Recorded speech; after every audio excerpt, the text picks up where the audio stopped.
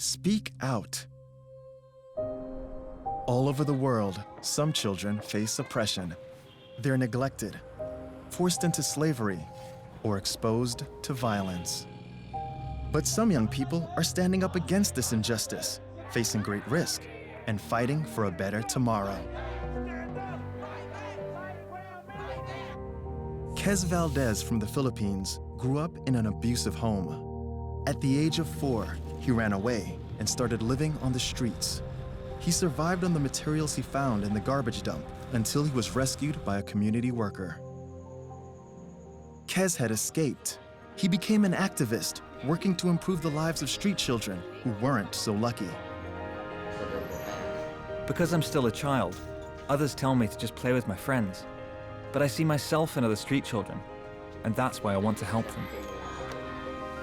Kez's charity organization has helped over 10,000 kids living in poverty. Standing up for others isn't easy.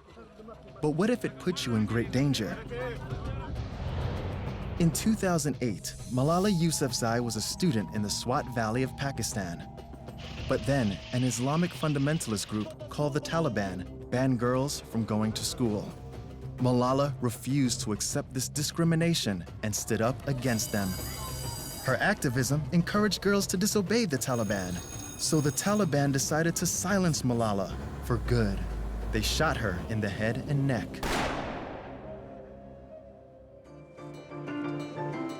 Fortunately, Malala survived. She kept fighting for equality. At the United Nations, she demanded an education for every child.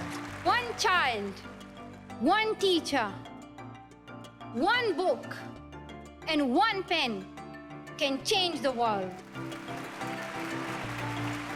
In 2014, at age 17, Malala became the youngest person ever to receive the Nobel Peace Prize. In Ghana, James Kofi Annan is fighting against child slavery. We are racing against time. He rescues children forced into slavery by convincing the slave owners to let them go free. James was sold into slavery when he was just 6 years old. He was exploited for years before he escaped. By rescuing others, I feel I'm rescuing myself. I feel that I'm correcting the injustice that was done when I was young. Things must change, and that's what motivates me to do more. His charity looks after these children and gives them an education. Speaking out against oppression isn't easy. But Kez, Malala, and James show that fighting for human rights can change the world.